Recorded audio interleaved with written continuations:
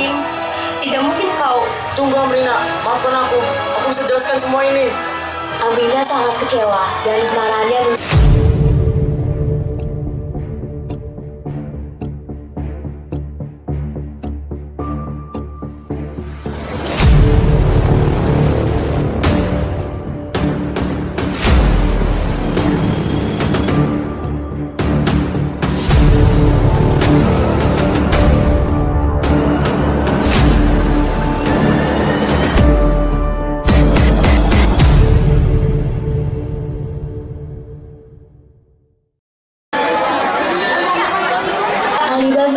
seorang penjual kayu bakar yang mempunyai seorang istri bernama Aisyah. Ia beserta istrinya hidup tidak berkecukupan dan menjual kayu yang berasal dari hutan merupakan kegiatan sehari-hari. Suatu hari ketika Alibaba dan Aisyah sedang membawa kayu bakar untuk dijual di pasar, mereka tidak sengaja tertabrak oleh dua wanita. Tidak bisa kamu melihat aku di sini? Dasar penjual kayu bakar. Maaf. Alibaba beserta istrinya kembali melanjutkan perjalanan ke pasar. Tetapi selama perjalanan, Aisyah selalu murung. Dia merasa muak dengan kehidupannya yang miskin.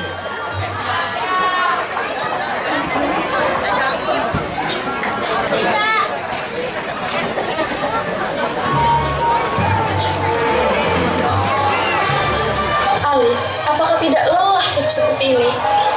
Memangnya kenapa? Ada yang salah, Aisyah? Kau mau hidup miskin selama sisa hidupmu? Kau tidak lelah menyenangkan kakakmu? Kau tidak lelah selalu mengambil kayu dari hutan?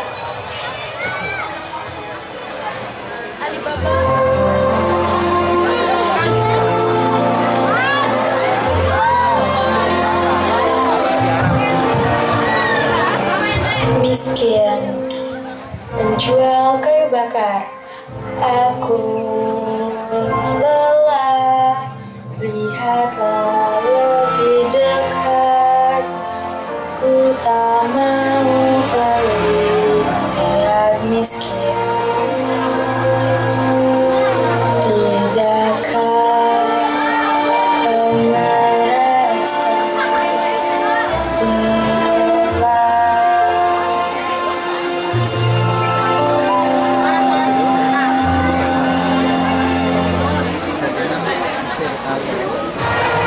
Hei, dengarkan aku sayang.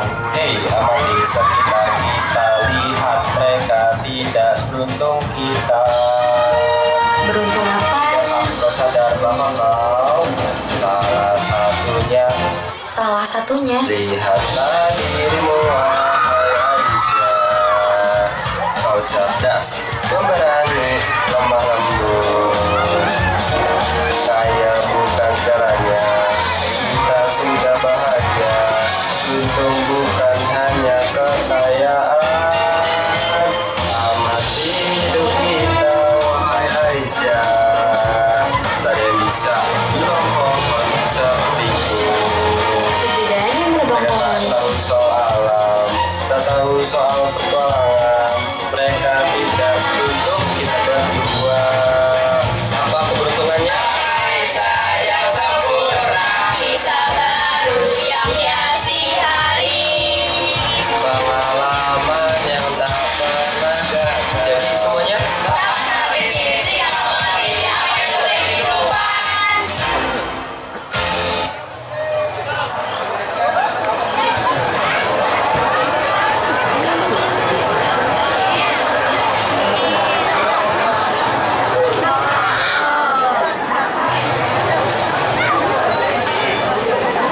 baiklah, aku akan mengambil kayu dulu di hutan.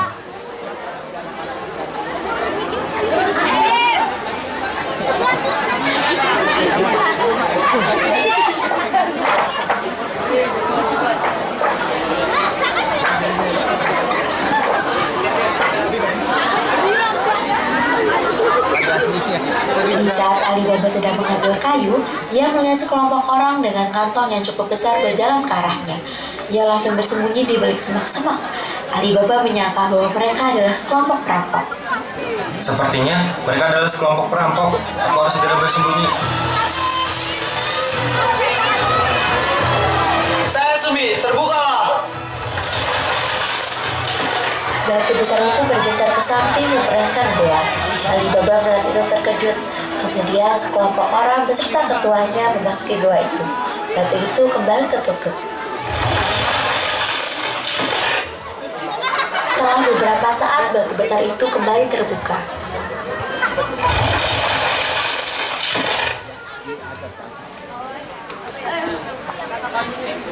Sang ketua berdiri di depan gua dan berkata, Saya Sumi, tertutuplah.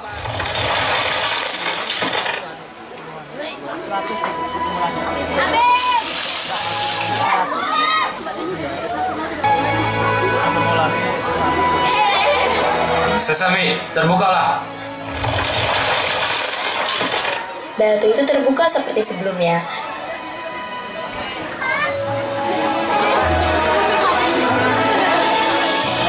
Alibaba memasuki gua itu dan dia sangat terpukau karena gua itu berisi setumpuk emas.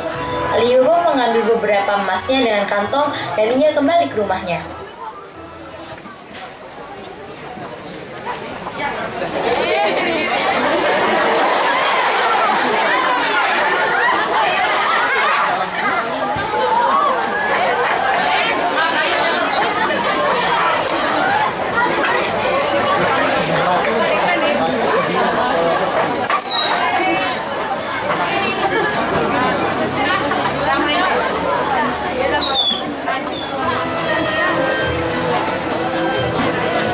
Alibaba sampai ke rumahnya, Aisyah terkejut melihat Alibaba membawa sebuah kantong yang kelihatannya cukup berat.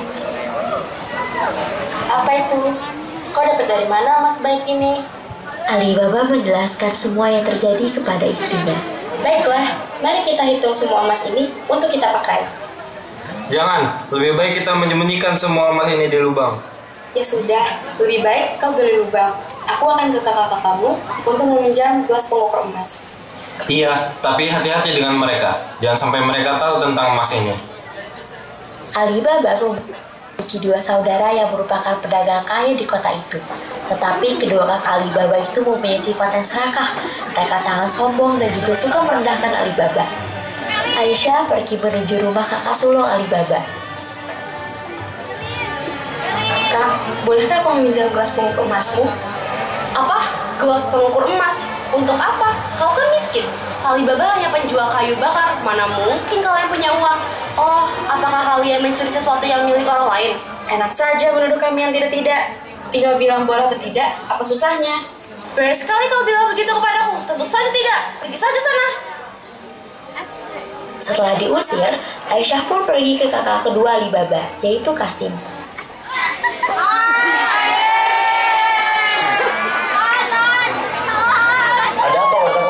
Begini, bolehkah aku meminjam gelas pengukur emasmu? Untuk apa kau butuh gelas pengukur? Aisyah pun mengarang cerita. Kasim mendengar itu tidak percaya. Baiklah, aku akan meminjamkannya. Cepat, ambilkan gelas pengukur emas di dalam. Siap, Tuan. Sebelum sang pengawal beranjak mengambil gelas pengukur emas di dalam rumah, Kasim berbisik kepadanya. Berikan madu di bagian gelasnya. Baik. Baiklah, terima kasih Kasim. Aisyah kembali ke rumah. Alibaba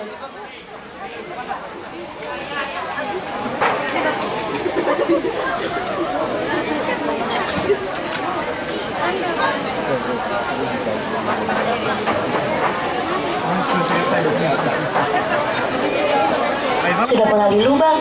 Saatnya untuk menghitung emas itu.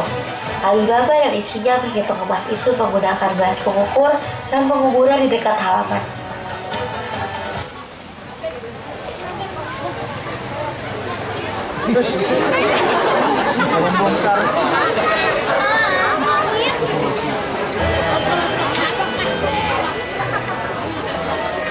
Keesokan harinya, Aisyah mengembalikan gelas pengukur itu kepada Kasim tanpa ia sadari bahwa ada emas yang menempel di bawah gelas pengukurnya. Ini Kasim, gelas pengukurnya. Sekali lagi, terima kasih. Iya. Ketika Kasim melihat bagian bawah gelas pengukur itu, dia terkejut melihat ada emas yang menempel di gelas pengukur itu. Emas? Bagaimana bisa Alibaba mendapatkan emas, sedangkan dia hanya tukang kayu? Aku harus ke rumahnya.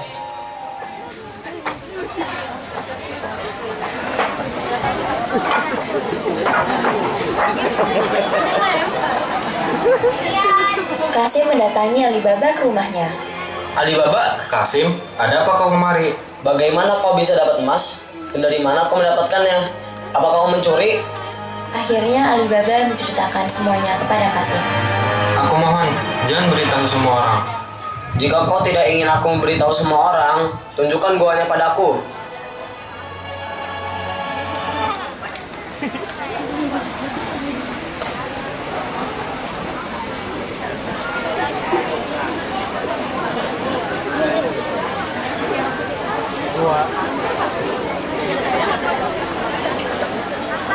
Karena Alibaba tidak ingin ketahuan oleh semua orang, Alibaba akhirnya menunjukkan gua itu. Ini adalah guanya. Sebaiknya kita pergi sebelum para perampok itu kembali. Alibaba dan Kasim pulang ke kotanya, tetapi Kasim kembali ke gua itu membawa beberapa kantong kosong.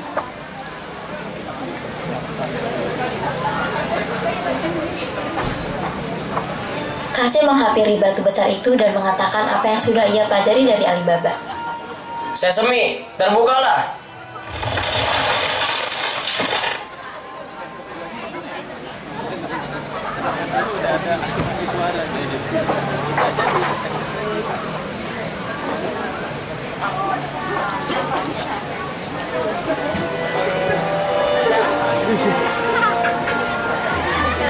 Wah.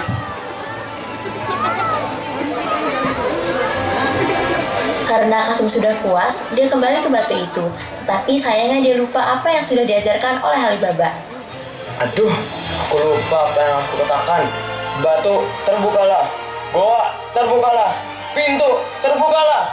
Kasim mencoba menebak, tetapi ia gagal. Dia kembali masuk ke goa mencari pintu keluar. Sayangnya tidak ada jalan keluar selain batu itu. Beberapa saat kemudian, sekelompok perampok itu kembali ke batu besar itu sembari membawa kantong curiannya. Ketua perampok berjalan lebih dulu untuk membuka batu besar itu. Sesemi, terbukalah. Siapa kau? Berani sekali datang di tempatku ini. Lihat-lihat banyak juga kantong yang kau bawa. Tunggu, aku bisa jelaskan. Tolong jangan bunuh aku. Kau ingin menjelaskan apa lagi? Sudah jelas kau mengambil apa yang harusnya jadi milik kami. Alibaba, ia pertama kali menemukan tempat ini dan mengambil beberapa emasmu. Aku tahu dari Alibaba. Wah, berani sekali dia, bos. Kita harus kasih dia pelajaran. Alibaba, Baiklah, kami tidak akan membunuhmu jika kau menunjukkan di mana Alibaba. Kau serius, bos? Ya, apakah kau setuju? Baiklah, aku akan menunjukkannya.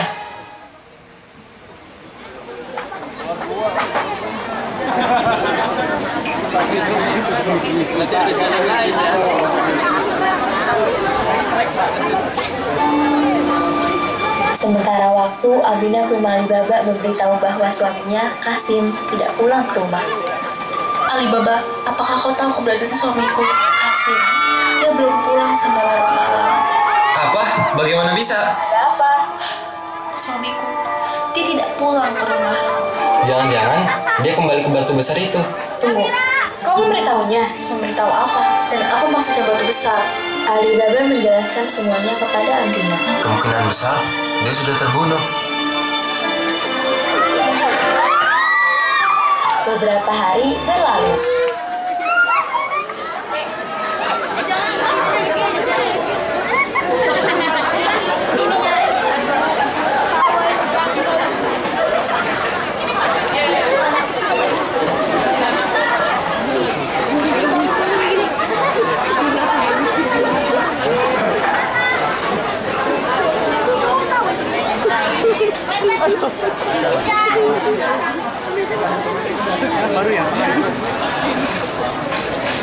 Alibaba, Aisyah, beserta Abina tinggal di rumah Kasim dan mereka hidup sebagai orang terkaya di kotanya. Alibaba juga masih sering mengambil emas dari batu besar itu tanpa ketahuan. Sementara Zafar, Kasim, beserta sekelompok perampok selalu menyelidiki Alibaba saat dia berbelanja di pasar.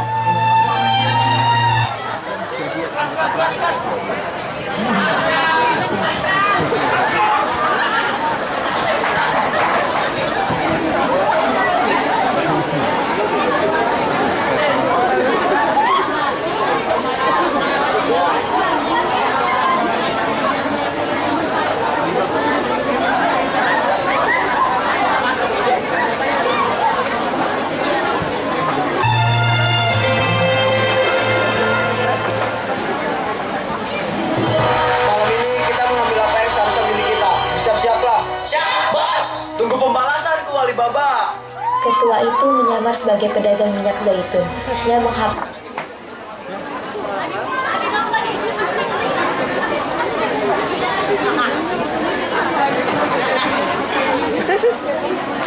di rumah Alibaba.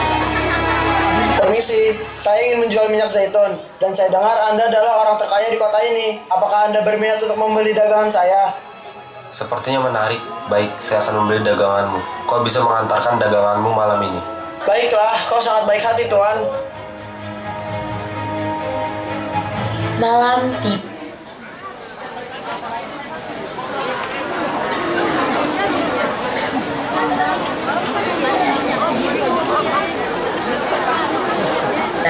Ketua perampok membawa beberapa kunci masuk ke dalam rumah Alibaba, tapi orang-orang yang mengantarkan kunci-kunci itu merupakan para perampok.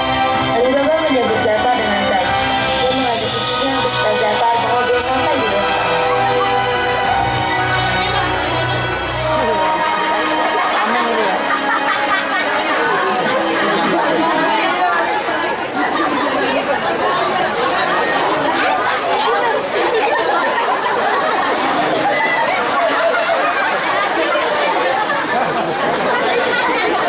Alibaba dan Aisyah berbincang dengan Zafar, Aminah mengecek kunci-kunci itu di gudang. Tapi saat dia mengecek kuncinya, terdengar suara orang dari balik kunci. Hei, apakah kita sudah boleh keluar? Jangan, kita belum dikasih arahan oleh bos. Aminah mendengar itu terkejut dan langsung menendang salah satu kunci. Kunci itu terjatuh dan sekelompok perampok itu terlihat dari balik kunci. Hei, berani sekali kau menghancurkan kunci ini. Semuanya, keluar! Ada satu tikus yang ingin menghancurkan rencana kita. Aminah berteriak sehingga Alibaba dan Aisyah bergegas menghampirinya. Sekelompok perampok itu keluar dari kunci, begitupun Kasim. Aminah terkejut dan tak percaya bahwa suaminya menjadi bagian sekelompok perampok. Kasim, tidak mungkin kau. Tunggu, Amrina. Maafkan aku. Aku bisa jelaskan semua ini. Aminah sangat kecewa dan kemarahannya memuncak. Dia langsung menghampiri Kasim dan menamparnya. Tega sekali kau. Aku sudah menghabiskan beberapa malam untuk menangisimu. Ternyata kau malah ikut dengan pencuri ini. Au, tunggu sebentar. Maafkan aku.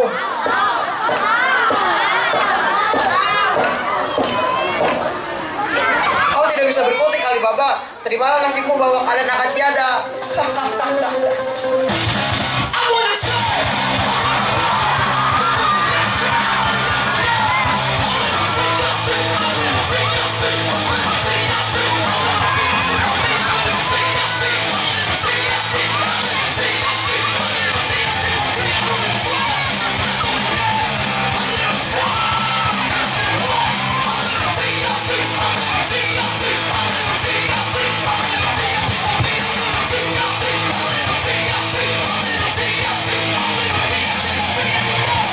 Alibaba, Aisyah, Amrina, dan Kasim kalah telak melawan mereka.